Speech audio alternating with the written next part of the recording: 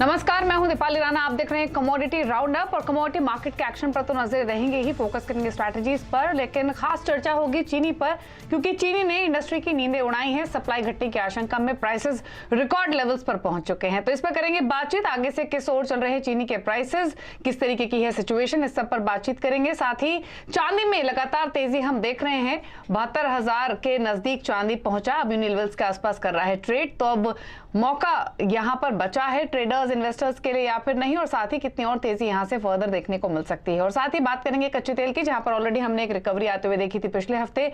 $81 के भाव हम कच्चे तेल में जल्द ही देखेंगे, इस पर भी करेंगे चर्चा। हमारे साथ आज कुंवरजी ग्रुप के director Ravi Deora, Emirates NBD के डायरेक्टर डॉक्टर धर्मेश भाटिया और साथ ही all India sugar trade association के चेयरमैन प्रफुल्ल विटलानी तो मौजूद होंगी ही।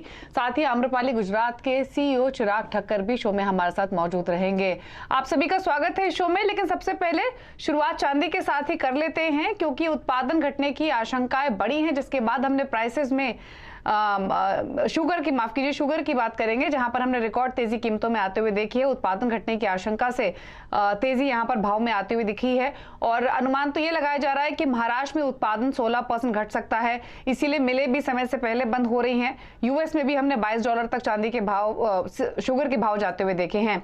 तो ये रिकॉर्ड तेजी के पीछे क्या क्या कारण है, प्राइसेस चीनी के किस ओर जा रहे हैं, इस सब पर बातचीत करते हैं। प्रफुल्ल विटलानी हमारे साथ मौजूद हैं।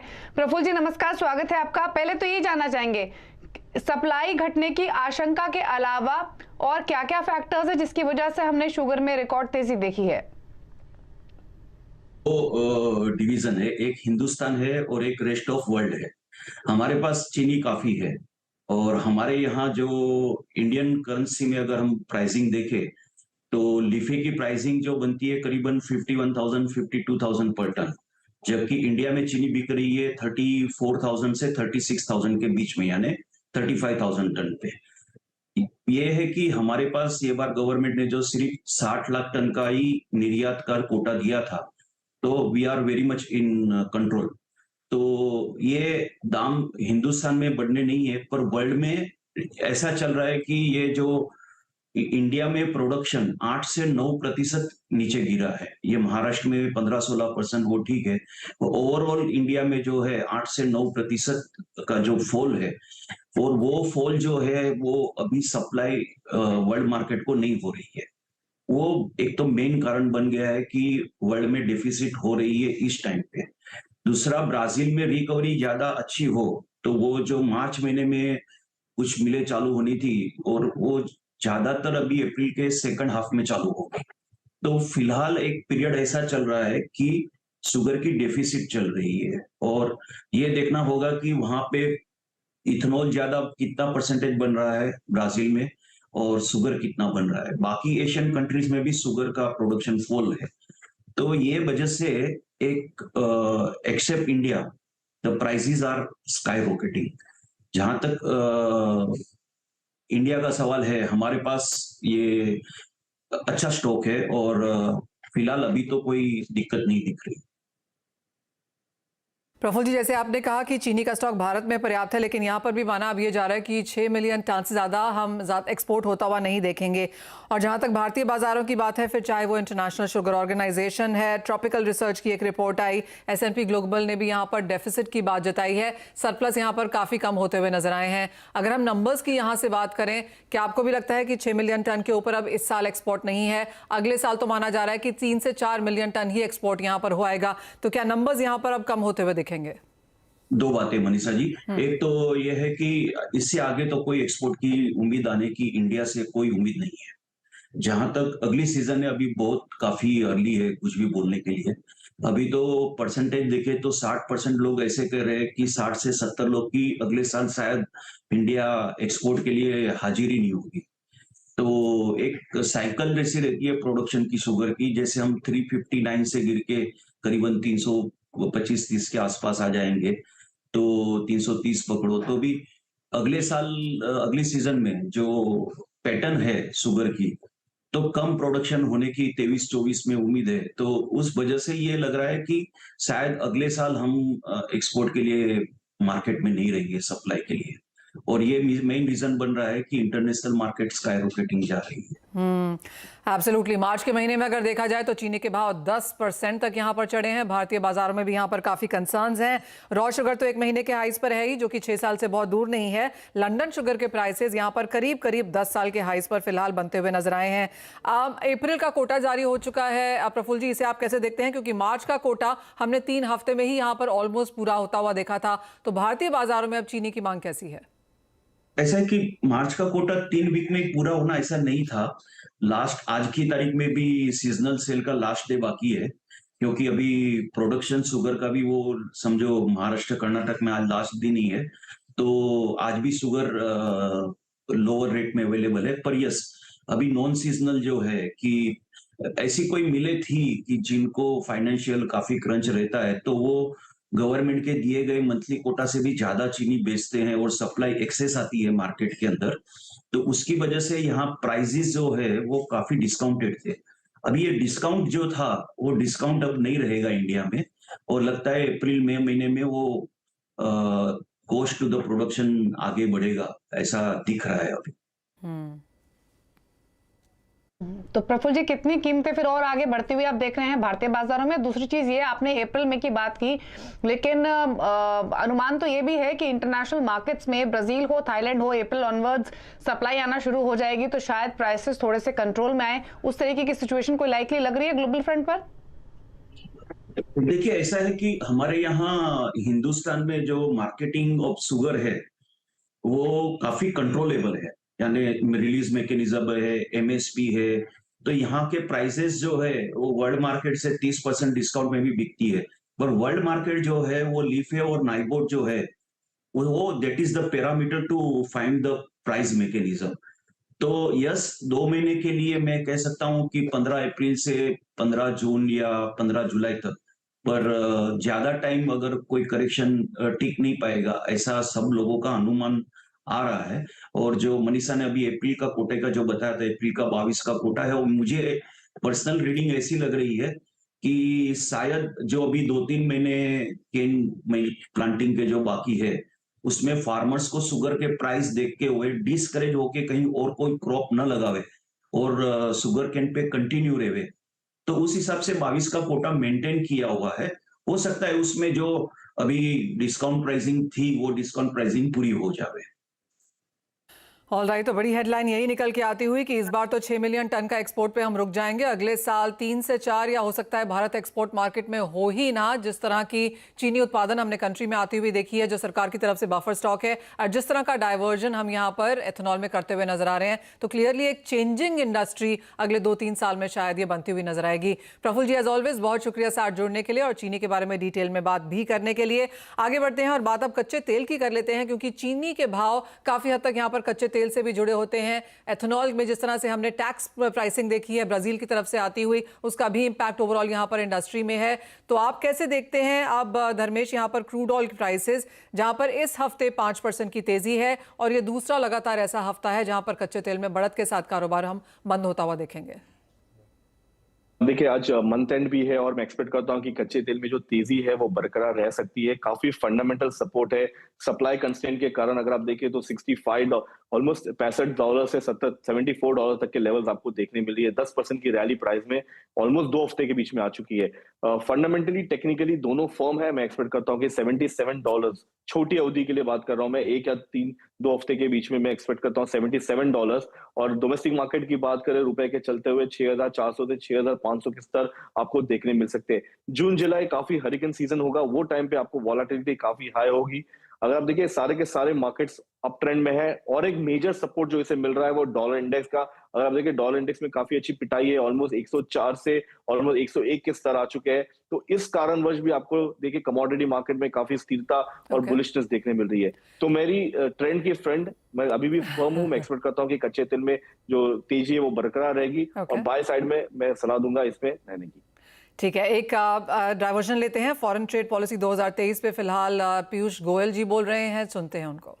या जो परिस्थितियां पैदा होती हैं उसको हम किस प्रकार से समय समय पे उसके हिसाब से बदलाव भी कर सके। As they say nothing is constant in life और the only thing constant is change. And I think that's what my previous speakers all alluded to. वैसे जब तलवार साहब बोल रहे थे, मुझे ध्यान आया एक बहुत प्रसिद्ध वाक्य है और थोड़ा गूगल करके निकाल भी लिया कि ये विलियम शेक्सपियर की हैमलेट प्ले में इस्तेमाल किया गया था। Brevity is the soul of wit. और मैं तलवार साहब को कह रहा था कि आप इतना ब्रीफली बोले कि एक प्रकार से रेवेन्यू का जो अप्रोच रहता है कि कम शब्दों में कैसे ज्यादा चीजें कन्वे कर देना उसका भी परिचय हमको सबको मिला। आप सबको ध्यान होगा 6 अगस्त 2021 एक प्रकार से मैं समझता हूं सुनहरे अक्षरों में लिखा गया वो दिन जिस दिन माननीय प्रधानमंत्री जी ने हम सबको संबोधन किया। कई हमारे मित्रों से चर्चा की जो मिशंस में थे, इंडस्ट्री कैप्टन्स के साथ बातचीत की।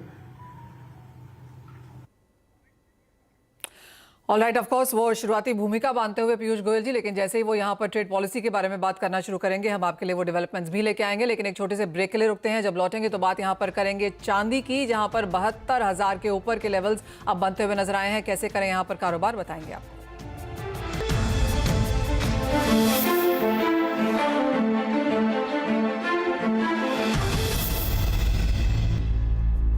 आपका स्वागत है। चांदी आपकी स्क्रीन पे लेके आएंगे, जहां पर 72,000 रुपए प्रति किलो के लेवल्स अब यहां पर बनते हुए नजर आए हैं। आपको याद दिला दें कि पिछले साल चांदी की जो रेंज थी वो थी 55,000 नीचे में और 73,000 ऊपर में, यानी कि पिछले साल की हायर साइड पे अब हम यहां पर कारोबार कर रहे हैं। और मार्च के महीने को अगर आप देखें तो करीबन 12% की तेजी हम चांदी में ऑलरेडी देख चुके हैं।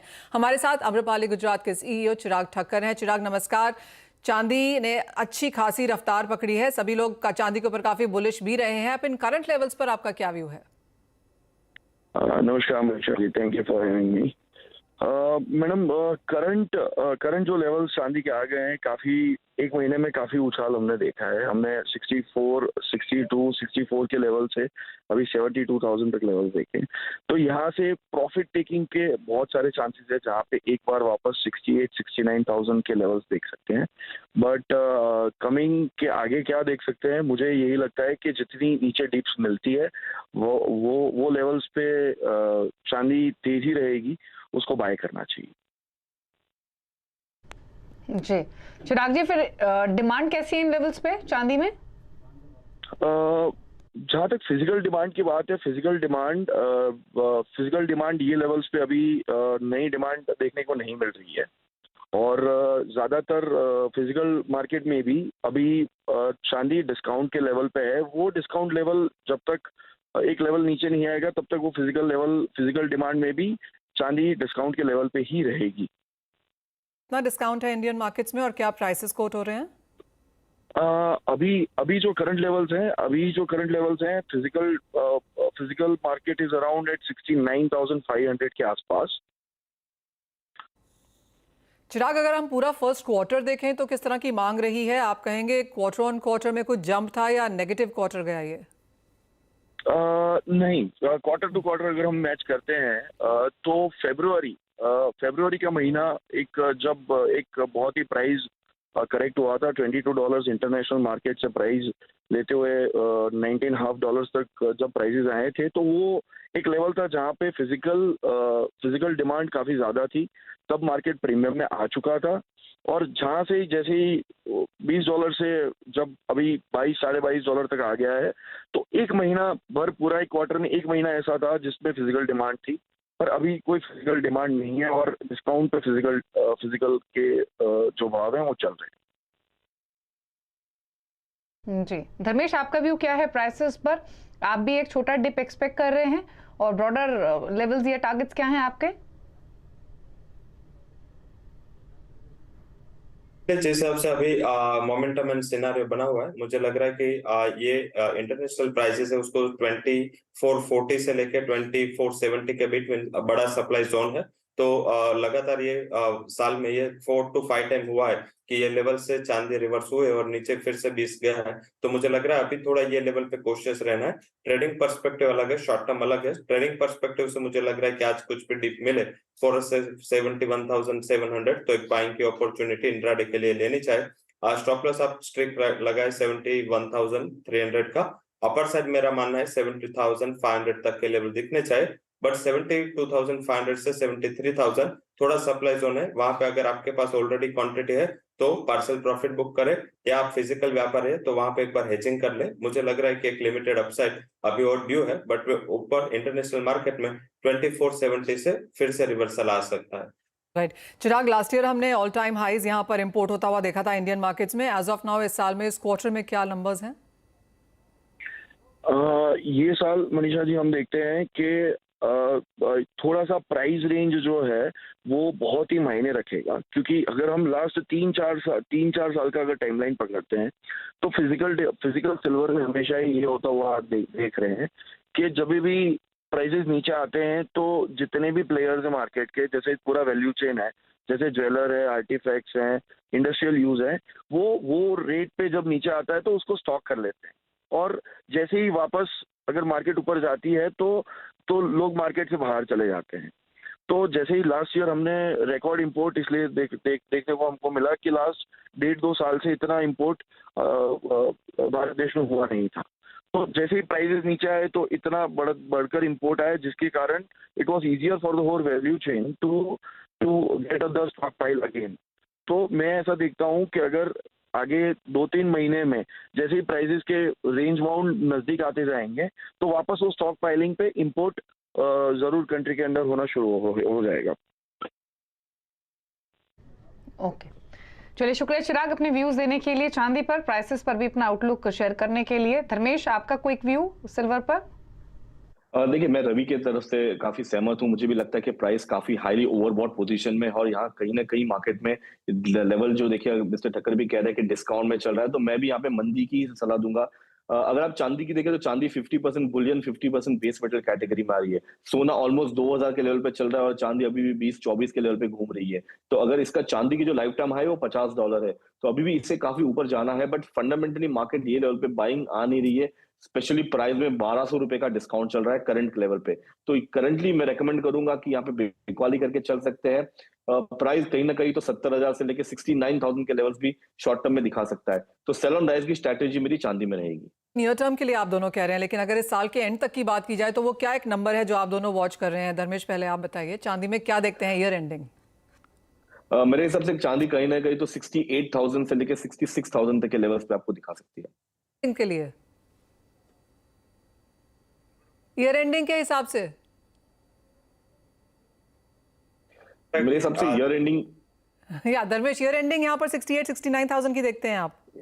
यस, मुझे लगता है कि मार्केट में फिर से $20-22 का रेंज रहेगा, ना कि मार्केट में इतनी तेजी है। क्योंकि अगर आप देखिए तो प्राइस में जो बेली कर्व है वो फिर से कर्व हो रहा है, specially on the interest rate. तो इंटरेस्ट रेट अगर फिर से मार्केट में बढ़ता है और फर्स्ट क्वार्टर से सेकंड क्वार्टर तक अगर जाता है मार्केट, तो प्राइस यहाँ पे स्टेबल हो जाएगा। इंडस्ट्रियल डिमांड ऐसा है नहीं, और डॉलर इंडेक्स फिर से मुझे लगता है कि तेजी में आ सकता है। अगर डॉलर इंडेक्स तेजी में आएगा तो सारे कमोडिटी फिर से पिटाई देखने मिल सकती है प्राइस। बहुत ही कॉन्ट्रा व्यू है। जो बाकी बाजार है वो सोच रहा है कि बहुत तेजी चांदी में देखने को मिलेगी, लेकिन रवि आप कितना साथ हैं इसमें धर्मेश के? आगे भी हिस्टोरिकल ट्रेंड जैसे रहा है, हम ऑलवेज व्यू ऑलमोस्ट, मैंने भी आगे डिस्कस किया था कि जो सिल्वर में एक रेंज बन चुके हैं। जैसे आप देखें 20 के जितने करीब आ जाता है तो तुरंत ही बाइंग अच्छा आता है। जैसे ही ऊपर आप देखें तो 24, 50, 70 इसमें प्राइस में प्रेशर है। तो आई थिंक मुझे लग रहा है कि ब्रॉडली यही रेंज एक्सपेक्ट करनी चाहिए।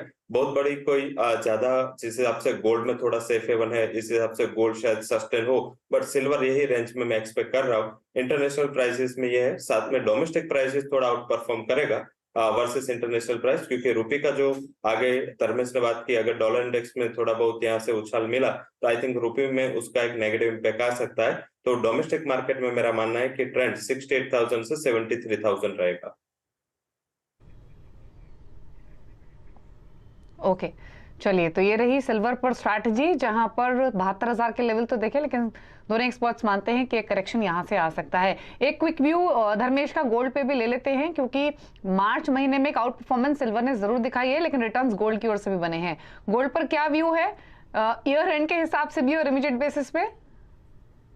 देखिए gold completely as a safe haven buying हो रहा है कंटिन्यूसली मार्केट में। आप देखिए तो 2000 के स्तर सस्टेन हो रहा है। ये पूरे हफ्ते में प्राइस 2000 के लेवल पे आके टिका हुआ है। डोमेस्टिक मार्केट की बात करें तो इर्द गिर्द अराउंड 59,000 से लेके 60,000 के रेंज में प्राइस आ चुका है। ये प्रीवियस हाई की तरफ जा रहा है। डोमेस्टिक मार्केट की बात करें तो डेफिनेटली प्राइस में स्थिरता काफी हाई है और बाइंग भी कंटिन्यूस है। बट अगर आप दूसरी हार देखें तो जो डिस्काउंट चल रहा है प्राइस में, स्पॉट में स्पेशली इंडियन मार्केट की बात करें तो ऑलमोस्ट 300-400 रुपए की डिस्काउंट्स में प्राइस आ चुका है। तो ये लेवल पे मैं प्रॉफिट बुकिंग करने की सलाह दूंगा, बट लॉन्ग रन में मैं काफी बुलिश हूँ सोने में। अगर देखिए जो रेट हाई के खाली 25 बेसिस पॉइंट बढ़ने की गुंजाइश है, उसके बाद में शायद मार्केट में यू टर्न देखने मिले। वो टाइम पे आप देखें कि सोने में काफी अच्छी तेजी आ सकती है और फिर से प्राइस 2100 से 2200 के स्तर भी दिखा सकता है। तो बाइंग साइड में रहूंगा सोने की तरफ में, बट करंट लेवल पे मैं नहीं सलाह दूंगा। मैं डिप पे रेकमेंड करूंगा। अराउंड 58,500 58,000 काफी अच्छा लेवल है। और अंतरराष्ट्रीय मार्केट की बात करें तो 1900 का स्तर है जो काफी बेस बना रहा है प्राइस, और ये लेवल पे अगर आता है तो मैं डेफिनेटली बाइंग की सलाह दूंगा। जाते जाते रवि, आपसे एग्री कमोडिटीज पर भी एक व्यू लेना चाहेंगे। यहाँ पर टॉप ट्रेड्स कहाँ हैं? एग्रीकल्चर कमोडिटीज में वेदर की जो अभी अनसर्टनिटी है वो थोड़े सपोर्ट प्राइसेस के आउटलुक को कर रहा है, तो इस हिसाब से मुझे लग रहा है कि गुआर सीड में थोड़ा उछाल देखने को मिल सकता है। गुआर सीड में यहाँ पे 5600 के ऊपर प्राइसेस लगातार सस्टेन हो रहे हैं। बाय करें आप 5650 के करीब, स्टॉप लॉस लगाए आप 5580 के करीब। मुझे लग रहा है कि 5750 से 5780 तक के लेवल आपको गुआर सीड में आता हुआ दिख सकता है। सेकंड जो रिकमेंडेशन मेरी कॉटन पे रहेगी। कॉटन में शायद लग रहा है कि अल निनो फैक्टर भी आगे जो थोड़ा फियर है, एज वेल एज अभी जो जिस हिसाब से वेदर सिचुएशन चल रहे हैं, तो उसमें मुझे लग रहा है कि नेक्स्ट कॉन्ट्रैक्ट में बाय करें 61,900 के करीब बाय कर सकते हैं। स्टॉप लॉस आप डाउन साइड 61,680 का लगा सकते हैं। 60,400 तक के लेवल में एक्सपेक्ट कर रहा हूँ, क्योंकि चाइना में एंड शंघाई में इंडस्ट्रियल एक्टिविटीज में काफी बड़ी रिकवरी है। तो मुझे लग रहा है कि आगे जाके शायद कॉटन के प्राइसेस को ये डिमांड अच्छा सपोर्ट इंटरनेशनल प्राइसेस को करे, जिसका एक एडवांटेज डोमेस्टिक प्राइसेस को मिल सकता है। ओके, चलिए, तो ये रही स्ट्रैटेजीज कॉटन पर एक खरीदारी की सलाह रवि की ओर से। बाकी स्ट्रैटेजीज भी आपके साथ शेयर की गई हैं। शुक्रिया रवि और धर्मेश, आप दोनों का ही शो में आने के लिए और अपने व्यूज देने के लिए सभी स्ट्रैटेजीज पर। इसी के साथ एक ब्रेक का भी वक्त हो गया। मुझे और मनीषा जी को दीजिए इजाजत। ब्रेक के उस पार आप देख सकते हैं फ्यूचर एक्सप्रेस। नमस्कार।